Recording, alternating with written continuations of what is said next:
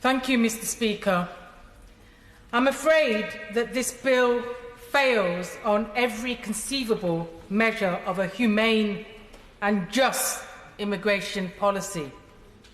And I'm concerned my constituents are particularly vulnerable to the predatory aspects of this legislation.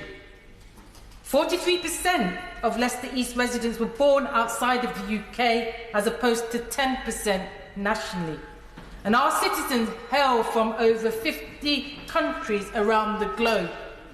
This diversity is what makes our city special.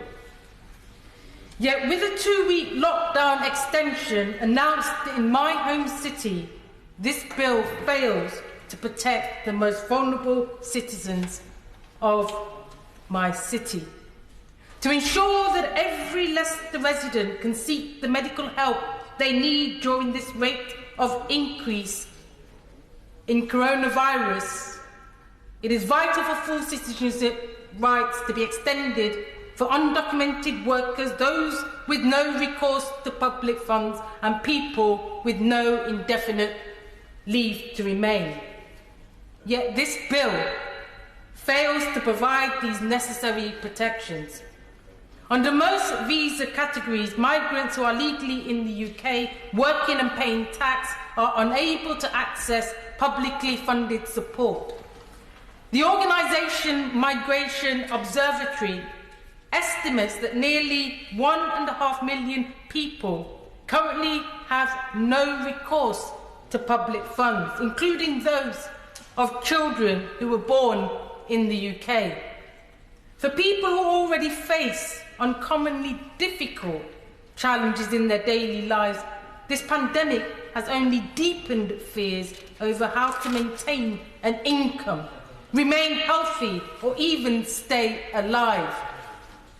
The National Citizens Advice Bureau has recorded a 110% increase in people seeking advice about no recourse to public funds during this pandemic. And a recent report from the Children's Society found that almost half of children with parents born abroad live in poverty. The government must introduce an amnesty on all migrants, including residency rights, for the duration of this pandemic, and to end the callous no recourse to public funds policy. There's also an estimated 1 million undocumented workers who lack any entitlement to support from the state.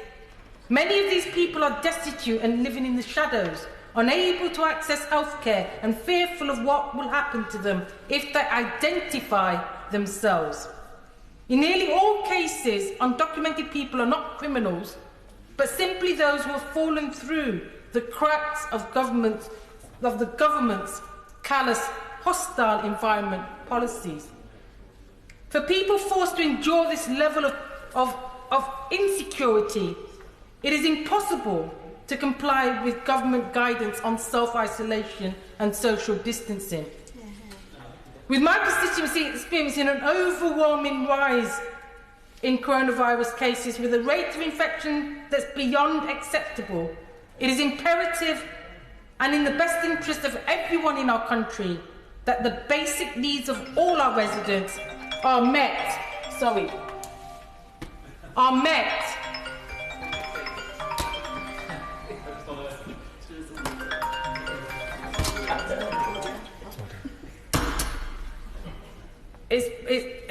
And in the best interest of everyone in our country that the best needs of all of our residents are met, especially given the disproportionate impact of COVID-19.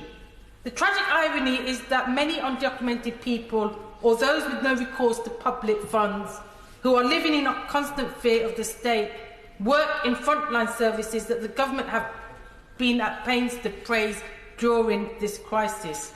We must ensure that all frontline workers, regardless of their immigration status, are valued and protected as we rebuild our economy and society. It is vital that we repay the extraordinary contribution of frontline workers during this pandemic with a permanent extension of migrant rights.